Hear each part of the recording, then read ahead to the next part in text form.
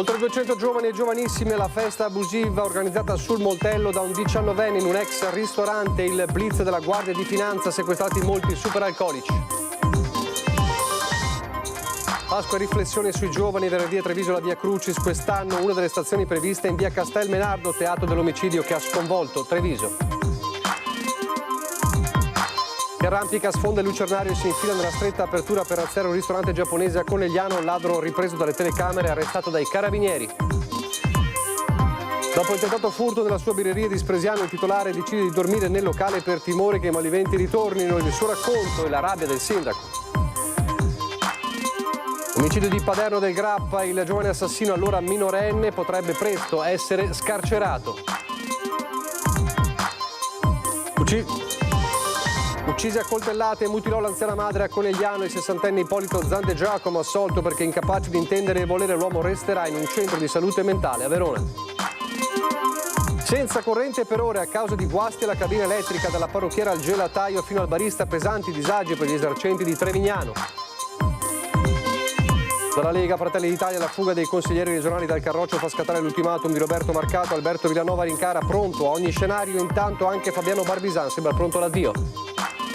Da stasera fino a domani sera nuova ondata di maltempo con pioggia e forte vento, allerta idrogeologica in diverse aree del Veneto. Sono tante le aziende ma anche i semplici cittadini che hanno voluto arricchire le borse che ogni mercoledì il Banco Solidale a Sant'Artemio distribuisce alle famiglie più bisognose. Questa settimana più che mai oggetti e prodotti dolciari dedicati alla Pasqua. Telespettatori di Antenna 3, buonasera e ben ritrovati. Il telegiornale di Treviso dunque si apre con una ampia pagina di cronaca a partire dal blitz della Guardia di Finanza in un ex ristorante sul Montello, Nervesa della Battaglia, diventato lo scenario, il teatro di una festa abusiva con tantissimi giovani. C'erano alcolici e anche molti superalcolici. Dopo aver avuto notizia attraverso il monitoraggio dei social dell'organizzazione di questo evento sulle colline del Montello, abbiamo deciso di pianificare un intervento garantendo un adeguato effetto sorpresa. Ed è una sorpresa davvero quella che le Fiamme Gialle di Treviso insieme ai Vigili del Fuoco hanno fatto ai 220 ragazzi riuniti all'ex ristorante D'Ametto sulla strada panoramica a Nervesa per una festa di carnevale totalmente abusiva, di cui comune ed enti preposti erano all'oscuro. A organizzarla un 19enne di Arcade che è stato denunciato alla procura per violazioni in materia di sicurezza, in particolare antincendio. Niente indicazioni delle vie di fuga, né segnaletica né estintori revisionati. I superalcolici, quelli sì, c'erano. Abbiamo trovato anche 3 casi di somministrazione a ragazzi di età inferiore ai 18 anni, per cui sono scattate le violazioni e le segnalazioni alla prefettura di Treviso. Violazioni che prevedono sanzioni fino a 2.000 euro. Non basta, al lavoro c'erano addetti al guardaroba, alla somministrazione degli alcolici, alla sicurezza e un DJ. Il tutto eludendo le norme fiscali e sul lavoro, per non parlare della SIAE. 15 euro il biglietto d'ingresso in prevendita, per un incasso, ci vuol poco a calcolarlo, di oltre 3.000 euro. Una bravata che costerà cara al 19enne che l'ha organizzata e pubblicizzata. Un giovane ragazzo che si è inventato questa festa, io spero l'abbia fatto in buona fede, voglio sperare, perché altrimenti pensare di fare queste cose qua con l'intento proprio di eludere tutte le verifiche sarebbe ancora più grave. Le feste abusive sono sempre più frequenti, territori come il Montello si prestano a raduni in contesti isolati e il Comune promette massima attenzione, lanciando un appello a cui si associa anche la Guardia di Finanza. Faccio un appello ai ragazzi, non cercate le vie brevi per fare queste feste, per raganellare qualche soldino, fate le cose fatte bene, gli uffici del Comune sono sempre disponibili per capire un attimo come devono essere fatte queste cose, per rispettare le norme, e guardate che la salute è una sola, quindi state ben attenti. E ci si può divertire rispettando le regole.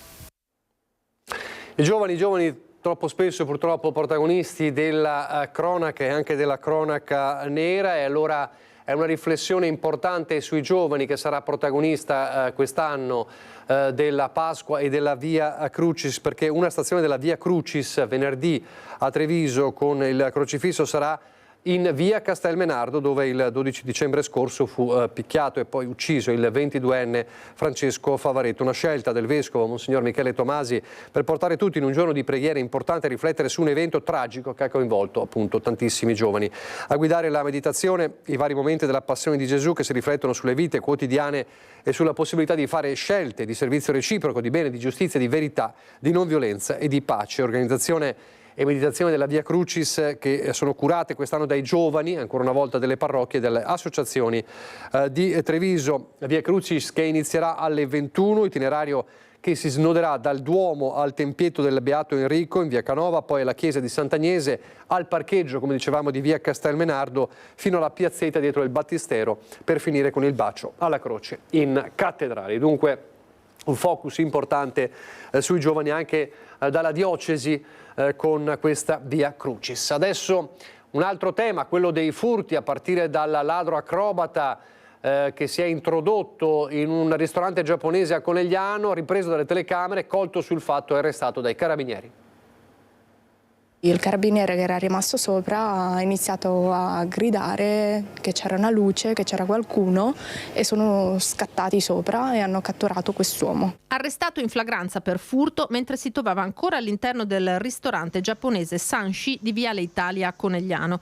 In manetta è finito un 32enne senegalese, coperto dal buio. L'uomo, irregolare sul territorio nazionale e con alle spalle numerosi precedenti di polizia, si è arrampicato fino a un lucernario al primo piano del locale. Noi abbiamo una parte di cartongesso fuori, ha tagliato quella parte e poi ha tolto i mattoncini.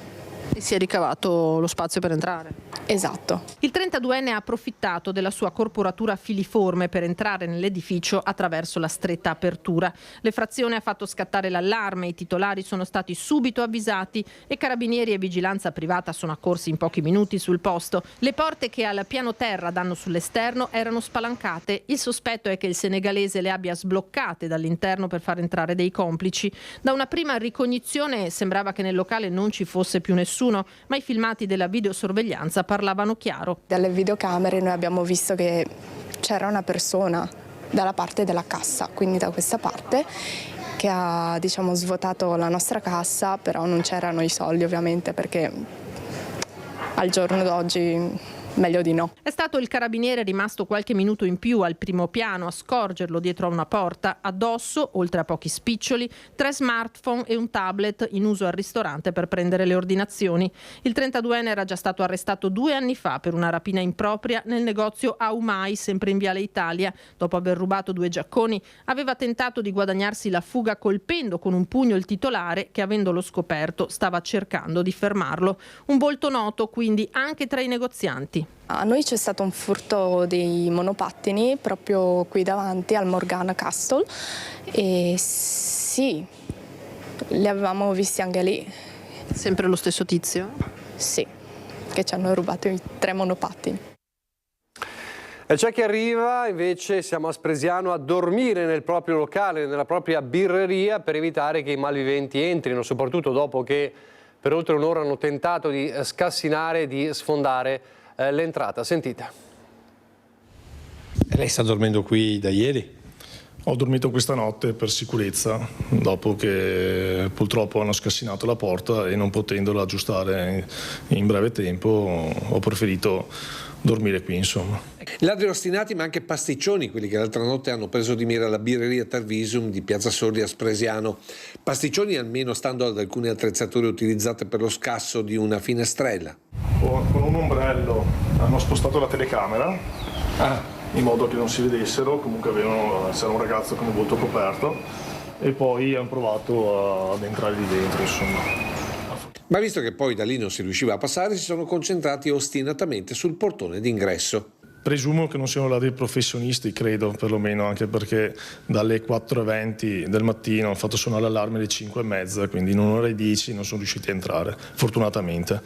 L'unica conseguenza che hanno ottenuto dopo aver tentato di sfondare a spallate il portone è di aver definitivamente bloccato l'infisso, al punto che nemmeno il proprietario è riuscito più ad entrare. Fortunatamente non sono riusciti a sfondarla del tutto, però ho dovuto sistemare ovviamente la porta d'entrata e non potendola chiudere ho dormito qui. Insomma, un sonno un po' agitato. Sì, Sì, diciamo non ho proprio dormito, sinceramente, però... Fa sempre un po' rabbia quando succedono queste cose. Soprattutto dalla rabbia, forse non ho tanto dormito. Rabbia condivisa con il sindaco della Pietra. Quando un tuo concittadino e un amico si ritrova a dormire all'interno del proprio locale perché qualcuno ha tentato di entrarvi, non fa bene neanche a noi, ecco, siamo arrabbiati anche noi. Si potrebbe intanto, una volta che si beccano, far vedere che non tornano fuori il giorno dopo e colpirne uno per educarne 100.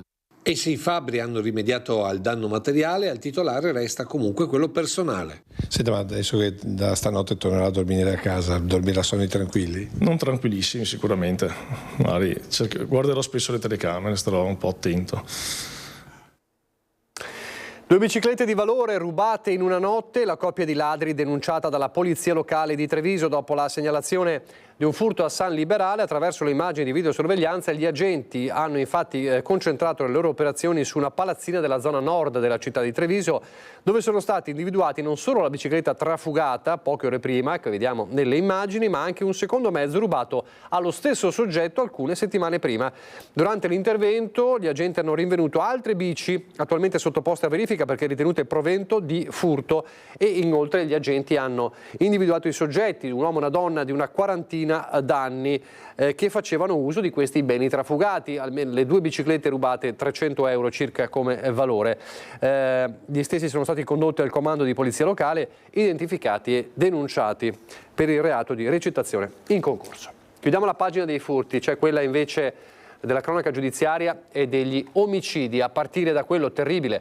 Ne parliamo di 2 omicidi in questo caso. Il primo è quello di Paderno del Grappa, l'omicidio nel bosco, l'omicidio di Bledar Dedia, perché il giovanissimo assassino potrebbe andare verso la scarcerazione.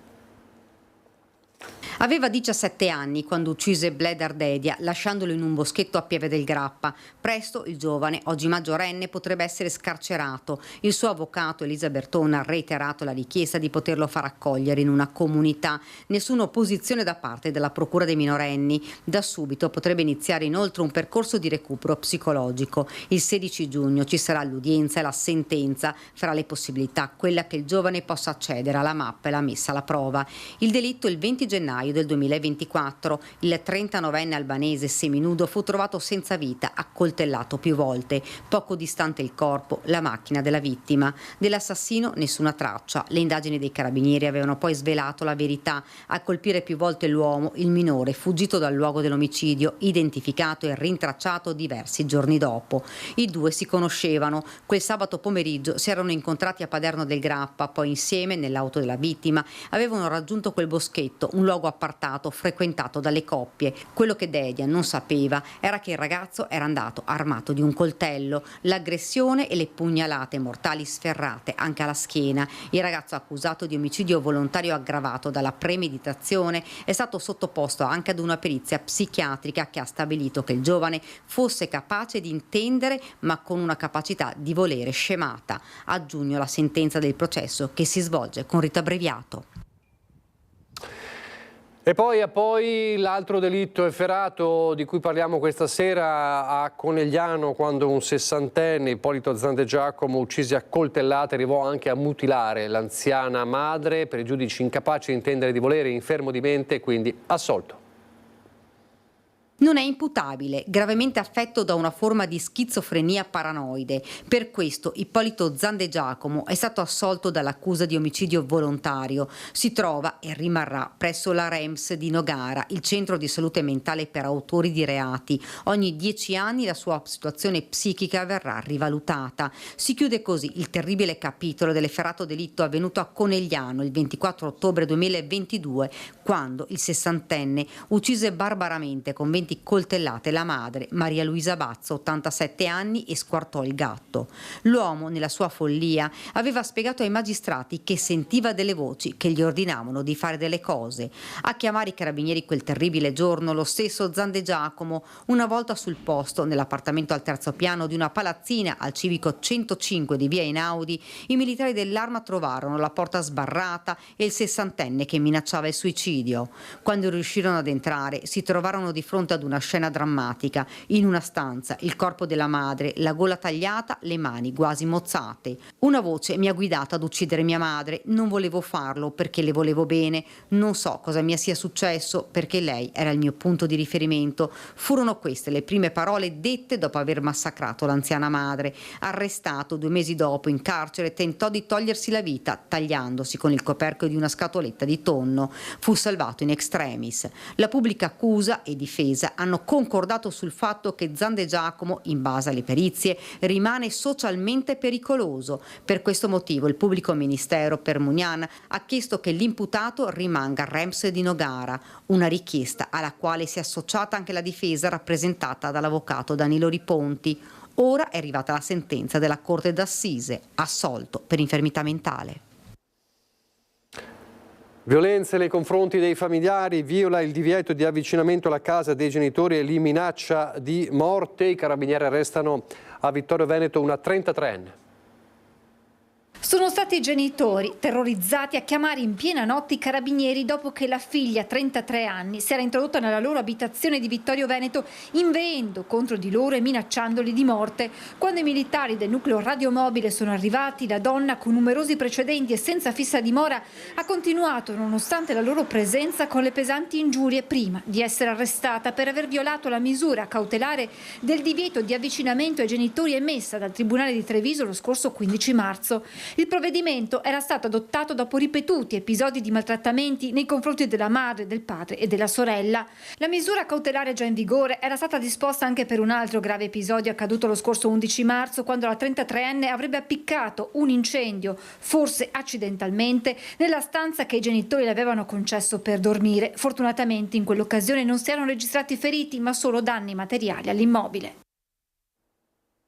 E paura la scorsa notte nel piazzale antistante una ditta che produce bancali a Riese Pio X. Un incendio ha infatti distrutto un mezzo pesante in sosta. Le squadre dei Vigili del Fuoco accorse con 3 squadre da Castelfranco Veneto e dal distaccamento volontari di Asolo hanno spento fortunatamente le fiamme che, come vedete, avevano interessato la cabina del mezzo pesante. Sul posto i carabinieri. Le cause del rogo sono al vaglio dei tecnici dei Vigili del Fuoco. Operazioni che sono terminate alle 4:30. Ancora la cronaca, stavolta a Villorba, un 54enne denunciato per aver ammucchiato una discarica a cielo aperto.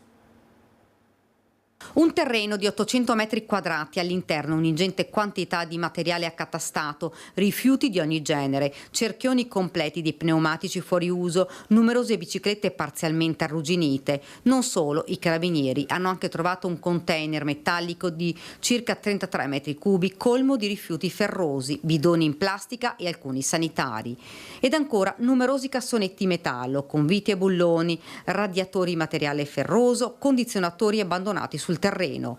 L'intera area è stata posta sotto sequestro. Il proprietario, un 54enne trevigiano, è stato denunciato per gestione illecita di rifiuti speciali. L'attività rientra in un più ampio piano di prevenzione e contrasto ai reati ambientali. Durante il sopralluogo presso un terreno di proprietà dell'indagato, i militari hanno accertato la presenza dell'ingente quantità di rifiuti speciali non pericolosi depositati senza le previste autorizzazioni. L'Arma dei Carabinieri invita la cittadinanza a segnalare comportamenti sospetti o potenzialmente lesivi per l'ecosistema. Adesso 2 vicende legate a una giornata di disagi legati alla corrente elettrica. Il primo episodio riguarda Musano di Trevignano, dove le attività commerciali di Piazza Pertini sono rimaste senza corrente, pensate, per l'intera giornata a causa di 2 guasti che si sono verificati durante un intervento programmato alla centralina elettrica. Inevitabile la rabbia dei negozianti. Sentiamoli. Da oggi che siamo senza corrente, ci avevano assicurato che alle 15:30 ce l'avrebbero ridata nella settimana di Pasqua, tra l'altro, e invece sono le 6 ormai e siamo ancora senza corrente. Abbiamo dovuto mandare a casa le clienti con i capelli bagnati. Ambra e Roberta sono le titolari di un salone di parrucchiere ed estetista in Piazza Pertini a Musano. Insieme ai colleghi di altri negozi hanno dovuto fare i conti con l'interruzione della corrente per l'intera giornata. Lunedì alcuni cartelli affissi dalla società fornitrice del servizio elettrico avvisavano cittadini ed esercenti che ci sarebbe stata una sospensione della corrente dalle 8:30 alle 15:30 per un intervento ad una cabina. Riguardava sia un allacciamento e nel contempo anche una riparazione all'interno di una cabina, perché ne approfittavano di fare i due lavori assieme per poter sospendere la corrente il minor tempo possibile. Noi avevamo chiesto ad Enel la possibilità di spostare questo intervento a dopo Pasqua, però c'era stato risposto che era meglio farlo prima perché questa problematica all'interno della cabina, con il maltempo di questi giorni, se fosse peggiorata, la situazione avrebbe comportato una sospensione per alcuni giorni della corrente. Alle 15.30 però la corrente non era ancora tornata, da qui la rabbia dei commercianti della zona. Le 16.47 esattamente e siamo ancora presi così, con i frighi spenti da più di 9 ore, con surgelati, affettati, tramezzini, tutta roba che andrà ovviamente buttata via.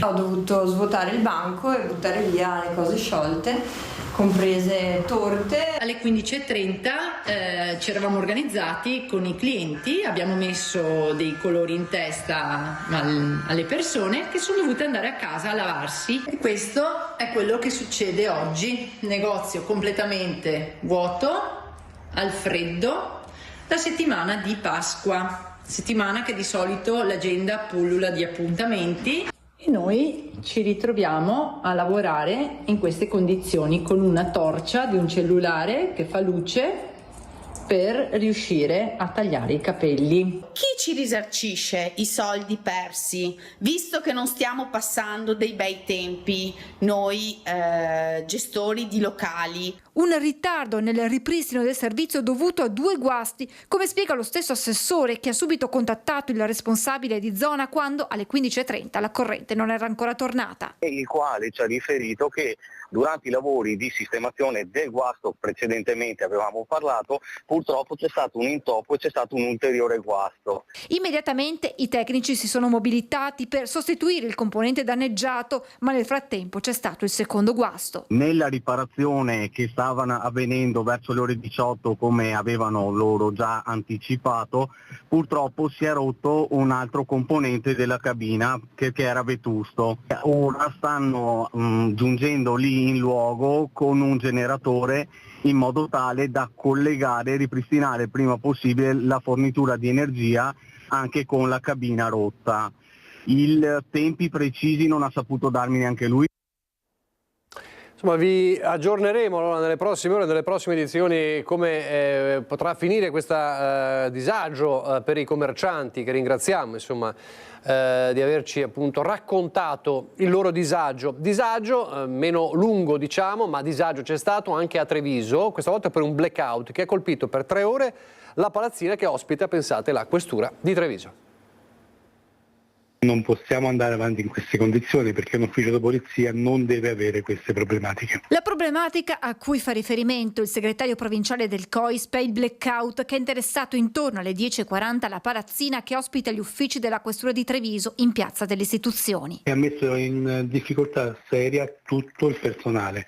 Fortuna che la sala radio c'ha il gruppo d'emergenza, quindi automaticamente non ha avuto problemi. Non solo l'ufficio passaporti, consideriamo che sono anche tutti gli uffici investigativi, anche perché accertamenti di tutte le parti. Oltre alla stradale, c'è anche la stradale all'interno della struttura, quindi alla fine che succede? Si è bloccato tutto. Noi già viaggiamo con l'arretrato, stiamo galleggiando, si può dire, con l'arretrato che abbiamo. Se continuiamo a stare in questo modo automaticamente affondiamo. Senza corrente, ma solo per circa un minuto, anche lo stabile poco distante che ospita l'ufficio del giudice di pace e alcuni locali della piazza. Nessun problema invece nel vicino comando della Guardia di Finanza. Il blackout non ha solo rallentato il lavoro degli uffici della questura, ma ha messo pure fuori uso diversi servizi, dagli ascensori ai bagni. I servizi igienici non funzionavano perché andiamo a calcolare che essendo tutto a corrente, se non c'era corrente per tirare sull'acqua, l'acqua non c'era nei servizi igienici, quindi automaticamente non c'era corrente nei bagni, ma anche in mensa, perché calcoliamo che la mensa pure ha bisogno di acqua e non essendoci acqua c'è stata la mensa pure che ha avuto difficoltà. Solo 3 ore più tardi, poco prima delle 14, la corrente è tornata, ancora sconosciuta la causa del blackout. Il problema è che la struttura, secondo un punto di vista nostro, non è idonea per le nostre attività. Dovremmo avere una struttura a parte con un corrente, con tutti gli allacciamenti a parte, non a livello di cittadina. Pochi istanti di pubblicità, poi di nuovo in diretta.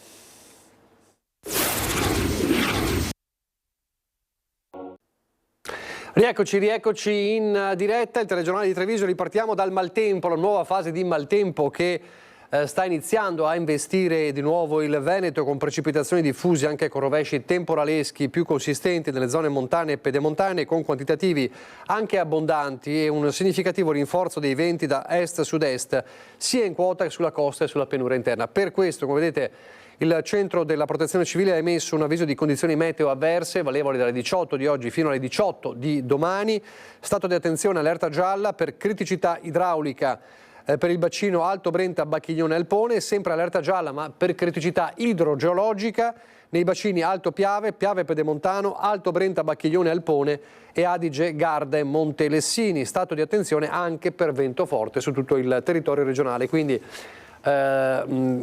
monitoreremo ovviamente come sempre la situazione anche nelle prossime edizioni per capire cosa accadrà. Non è una tempesta meteorologica, è una tempesta però politica, quella sollevata dal caso dei consiglieri regionali transfughi dalla Lega verso Fratelli d'Italia e non solo, una tempesta che spinge Roberto Marcato a lanciare una sorta di ultimatum agli alleati molto forte, spinge anche Alberto Villanova, il capogruppo, a dire pronti a ogni scenario. Intanto però ce ne sono altri che sembrano pronti, che sembrano vicini all'addio. Fra questi voci insistenti parlano di Fabiano Barbisano. Questa è l'Assemblea dei Veneti, è il Parlamento dei Veneti, suolo sacro. È inaccettabile quello che abbiamo visto in questi giorni. Per quanto mi riguarda, ci dovesse essere un altro passaggio dalla Lega a Fratelli d'Italia o a Forza Italia, da qui alla fine della legislatura la maggioranza muore e muore anche l'alleanza per le prossime elezioni. Tutto questo è inaccettabile. Impossibile pensare che Bulldog Marcato non indossasse l'armatura per lanciare l'ultimatum a Fratelli d'Italia, a Forza Italia e ai possibili nuovi transfughi, perché l'emorragia non sembra finita, ma dopo Marco Andreoli e Silvia Rizzotto un altro salto dalla Lega farebbe traboccare il vaso. Antena 3 aveva anticipato tutto più di un mese fa con un servizio che il 14 marzo iniziava così. Uno smottamento a destra potrebbe essere imminente a Venezia e a rilevarlo idealmente sono i sismografi di Palazzo Ferrofini. Il passaggio di alcuni esponenti regionali dalle file zaiane lighiste a quelle meloniane non sarebbe solo fantapolitica. Nel veronese in pole position ci sarebbe Marco Andreoli, nella Marca trevigiana Silvia Rizzotto. I nomi di Marco Andreoli e di Silvia Rizzotto dunque erano già sul piatto, come quello di Fabiano Barbisan, che però allora negava ogni velleità. Assolutamente no. Anche perché alla mia, giovane età, 71 anni compiuti, non è che abbia tante velleità di andare sotto altri ombrelloni, ecco. Chissà se in un mese qualcosa è cambiato. Il suo nome infatti sembra tornato in rampa di lancio per il salto. Voci sempre più insistenti lo danno molto vicino all'addio al Carroccio e non sarebbe l'ultimo. Per i maligni o i realisti trattasi della paura del dopo Zaia e della sfida all'ultimo voto con Fratelli d'Italia. Se si preannuncia un forte ridimensionamento di consiglieri leghisti nel post voto, perché non cercare fortuna altrove? Ingrati li ha chiamati lo stesso Zaia, che è tornato a invocare il vincolo di mandato. Il partito cerca di fare quadrato, Marcato evoca la fine dell'alleanza, il capogruppo Alberto Villanova rincara. Dobbiamo essere pronti a ogni scenario, attacca in una nota, sempre con la schiena dritta e senza alcuna paura. Chi pensa di indebolirci in Regione Veneto o fermare la nostra traiettoria si sbaglia. Sono mesi, continua, che aspettavamo di vedere chi per primo se ne sarebbe andato. Ora che è successo ci stringiamo attorno al nostro presidente Zaia, al nostro segretario Stefani e andiamo avanti. Nessun commento dal segretario regionale dei Meloniani Luca De Carlo, da tempo impegnato a evitare troppi strappi, ma non potrà durare a lungo. L'esito del primo duello, quello sul candidato alla presidenza per il centrodestra, è dietro l'angolo. Lo ha ricordato il sondaggio lanciato da Ring, che alla domanda su chi dovesse guidare la compagine ha visto prevalere peraltro proprio Fratelli d'Italia con il 56,5% contro il 43,5% della Lega. Suggestione o previsione poco conta, i coltelli sono ben affilati. La sanità adesso sta montando la protesta tra i comuni della Pedemontana dopo l'annuncio, lo ricorderete, poi sospeso, della chiusura dell'alberghiero di Paderno del Grappa. Sentirci sempre più sul piede di guerra perché si sentono costantemente derubati di attività pubbliche e servizi che poi le comunità si devono pagare di tasca propria. Sentiamo in che modo. Abbiamo una convenzione in atto con il 118 che permette di sostenere le nostre ambulanze, altrimenti invece di venire a prendere il classico ferito o l'ammalato, effettivamente si rischia che vengano a prendere il morto. Vuoi l'ambulanza vicina? Allora te la paghi. È questa in sintesi la situazione denunciata dai comuni della Pedemontana del Grappa, stanchi di vedersi costantemente sottratti servizi alle comunità. L'ultimo caso è l'alberghiero Mafioli di Paderno del Grappa, che inevitabilmente, sottolinea Mares, finirà smembrato per riempire le aule degli istituti di Montebelluna e Castelfranco, rimaste vuote nell'onda lunga del calo delle nascite. Vi sentite dimenticati? Assolutamente di serie B. Credo che non sia giusto che un territorio come il nostro non abbia una scuola media di secondo grado, che invece c'è in tutti gli altri contesti, in tutti gli altri distretti della provincia di Treviso. Lotteremo fino alla fine per mantenere, se non i Mafioli, sicuramente un altro ciclo scolastico. Stiamo vivendo una realtà che continua a impoverirsi, non soltanto legato alla denatalità, perché la denatalità c'è in ogni luogo, anche in tutta la provincia di Treviso, ma anche al depauperamento di quelli che sono i servizi che man mano vengono meno, soprattutto sul nostro territorio. Ecco allora che per avere il presidio sanitario di Crespano i comuni si tassano per la convenzione col servizio di emergenza e urgenza dell'ULSS 2, così come sempre dalle casse comunali pedemontane escono annualmente i finanziamenti per tenere il presidio dei vigili del fuoco a Casella d'Asolo. Ma è tutta la situazione che per il sindaco di Castelcucco non potrà reggere ancora per molto. C'è un grosso problema di sostenibilità non solo ambientale ma soprattutto economica. Serve assolutamente essere rinvigorito perché altrimenti non ce n'è più per nessuno in questo territorio. Ma nel contempo, da sindaco di Castelcucco e da presidente dell'Unione Montana del Grappa, Mares non nasconde che a causare questa situazione sono in parte i territori stessi. La nostra frammentazione politica e anche così di territorio ci rende difficile questo stare assieme. Dobbiamo combattere una battaglia che è del territorio e che non è del singolo comune. Allora, dopo queste parole del sindaco di Castelcucco riferite tra le tante alla sanità e alle ambulanze, siamo andati a chiedere conto della situazione al direttore generale dell'ULSS 2 Francesco Benazzi. Sentiamo la sua risposta. Rispondo a tutti, anche al sindaco, mi dispiace, magari il sindaco potevamo anche sentirci. Io nel 2020 ho fatto una delibera 1585 che ho approvato una convenzione, lo leggo così non ci sono problemi, con Pedemontana Emergenza per il servizio di emergenza urgenza 118 afferente a tutti i comuni ovviamente dell'Asolano per 60 mesi per 5 anni, tanto che scadrà e lo rinnoveremo ad ottobre per un importo pari, lo scandisco, 2.523.270 euro all'anno. Quindi credo che forse lo paga la regione, lo paga l'ULSS. Poi, oltretutto, noi facciamo anche qualcosa di più.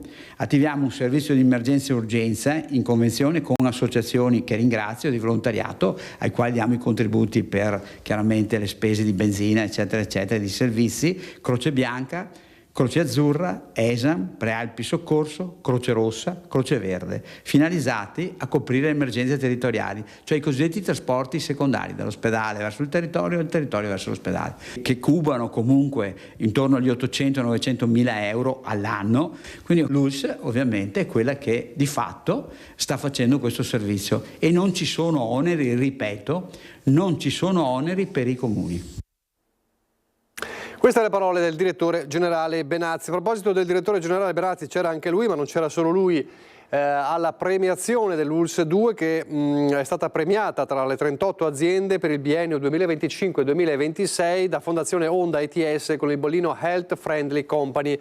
Un premio dalle aziende che sono distinte nel garantire la tutela della salute e del benessere dei propri dipendenti o che hanno avviato un percorso virtuoso in tal senso. Health Friendly Company è arrivato alla terza edizione. L'attribuzione del bollino avviene sulla base di un questionario strutturato su specifici requisiti.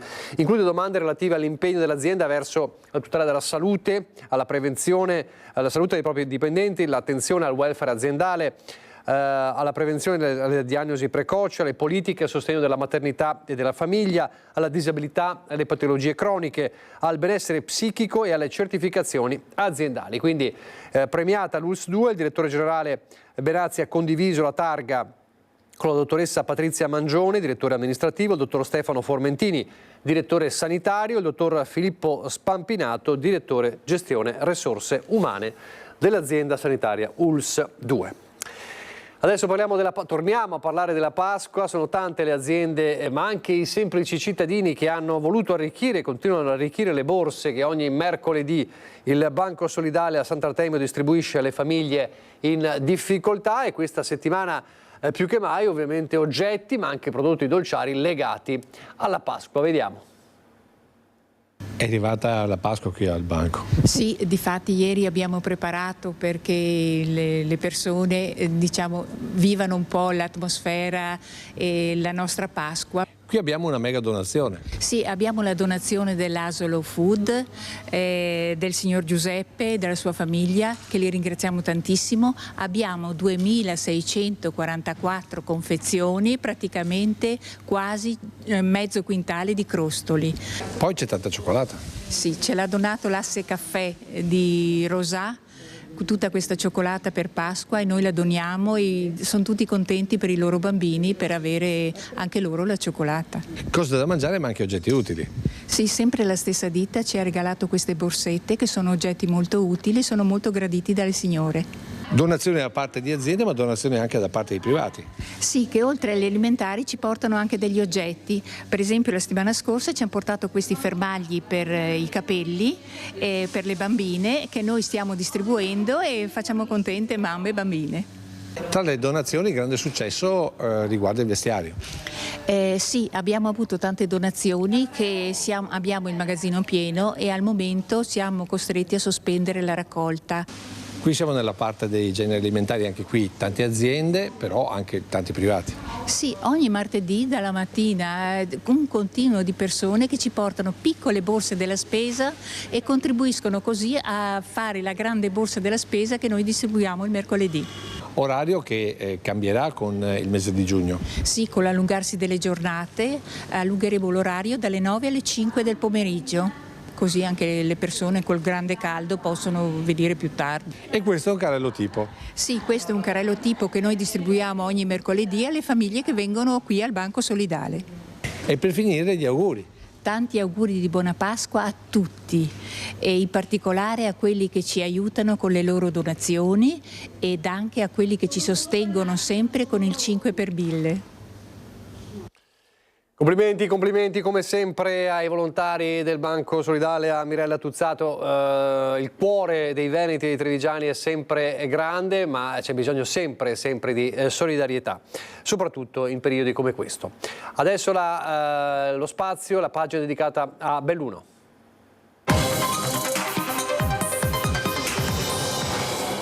E partiamo dal presunto sabotaggio al cantiere dello Sliding Center a Cortina, un caso che fece discutere. La Procura di Belluno è orientata infatti a chiedere l'archiviazione del fascicolo aperto contro ignoti dopo che nel corso delle indagini non è emersa alcuna prova. Il rapporto dei carabinieri depositato sul tavolo della Procura di Belluno è minuzioso, indagini sul campo, testimonianze, filmati della videosorveglianza attorno e dentro il cantiere dello Sliding Center a Cortina d'Ampezzo, dove la notte del 20 febbraio scorso un tubo di oltre 12 metri del peso di quasi 800 kg precipitò rotolando fino a fermarsi contro una rete di recinzione sfondandola. Secondo le risultanze dell'inchiesta si è trattato di un fatto verosimilmente accidentale non riconducibile a terzi, firmata la richiesta di archiviazione del fascicolo aperto contro ignoti per insussistenza del fatto. Secondo Infrastrutture Milano Cortina 2026, che ha prodotto tutte le integrazioni richieste, il tubo è stato ritrovato spostato alle 22, in corrispondenza del momento meno favorevole al movimento spontaneo. A fronte della massa dell'oggetto e delle condizioni di attrito elevate a quell'ora, è stato ragionevole ipotizzare che quanto accaduto non possa essere stato frutto di un mero incidente. Le conclusioni dell'indagine della Procura di Belluno, scattata dopo la nota nota diffusa alla stampa dall'amministratore delegato di Simico Saldini dicono però il contrario. Né atto di terrorismo, tantomeno sabotaggio, ipotesi che 2 mesi fa avevano scatenato i massimi esponenti politici di centrodestra, lesti a puntare il dito contro i cosiddetti signori del no a tutto e pure contro la stampa. Rea, secondo il sottosegretario Morelli, di alimentare contro l'opera olimpica un boicottaggio ideologico. Contattato, l'AD di Simico e il commissario di governo Fabio Saldini ha scelto di non commentare ulteriormente la vicenda per ragioni di opportunità. Oggi la partita non si gioca più sul piano giudiziario, dubbi e sospetti archiviati. Dichiara Roberta Gallego, procuratrice facente funzioni di Belluno, che la collettività si rassereni, non ci sono sabotatori a piede libero. Da un'archiviazione all'altra, il GIP della Procura di Milano, infatti, in relazione all'istanza di archiviazione dell'inchiesta sull'appalto per i servizi digitali per conto della Fondazione Milano Cortina, ha sollevato la questione sulla illegittimità costituzionale del decreto del governo che ha stabilito che la Fondazione è un ente di diritto privato. Il decreto del governo Meloni di fatto ha avuto l'effetto di bloccare le indagini per il reato di corruzione turbativa che ha visto fra gli indagati l'ex amministratore delegato della Fondazione Milano Cortina 2026 Vincenzo Novari. Per i PM, il comitato organizzatore delle Olimpiadi invernali è ente di diritto pubblico e hanno quindi chiesto di inviare gli atti alla consulta. Adesso invece parliamo di una querela lunga decenni, gli impianti sciistici che dovrebbero mettere in collegamento il Comelico e la Val Pusteria. C'è una decisione importante presa dal TAR. Buone notizie per gli sciatori. Il TAR del Veneto ha respinto il ricorso delle associazioni ambientaliste contro la prosecuzione del progetto di collegamento Comelico-Pusteria. Questo progetto è partito nel 2012, cuba 50 milioni di euro, 30 del Fondo Comune dei Confinanti ed è nella versione ultima un progetto che ha, ed è giusto che il TAR lo abbia riconosciuto, una valenza ambientale di valorizzazione strategica anche del sito UNESCO legato essenzialmente alla montagna comericese e comericana in generale e soprattutto rappresenta a mio avviso una grande opportunità di collaborazione e di collegamento con Bolzano, con la provincia di Bolzano, con la Val Pusteria in generale. Il progetto, nato appunto quasi 30 anni fa, guarda alla valenza del progetto Stacco, acronimo che sta per Strategia per l'accessibilità del sito UNESCO per uno sviluppo equilibrato del Comelico. Al centro c'è il potenziamento del collegamento sciistico, ma anche azioni rivolte allo sviluppo turistico, culturale e socio-economico dell'intero comprensorio. Significa realizzare un collegamento sciistico che porterà tanti passaggi e tanta notorietà alle nostre zone che in questo momento sono ancora abbastanza nascoste. Secondo principi di sostenibilità e rispetto ambientale, in linea con le strategie del sito Dolomiti UNESCO, il progetto prevede anche il restauro e la messa in sicurezza delle opere del Vallo Alpino, la realizzazione di un balcone panoramico Dolomiti UNESCO al Colesei, interventi di tutela attiva nelle aree umide e la realizzazione di un infopoint mobile dedicato alla divulgazione del patrimonio Dolomiti UNESCO. Anche a Belluno è costoso vivere. L'Istat ha reso noto oggi i dati territoriali dell'inflazione di marzo, in base ai quali l'Unione Nazionale dei Consumatori ha stilato la classifica completa di tutte le città più care d'Italia in termini di aumento del costo della vita. Al quarto posto c'è Belluno che con un'inflazione del 2,9% registra una stangata che si traduce in una maggiore spesa aggiuntiva su base annua equivalente a 696 euro a famiglia. Non è una buona notizia con cui chiudere purtroppo, ma ci fermiamo qui. Vi lascio al meteo, grazie per averci seguito. Arrivederci.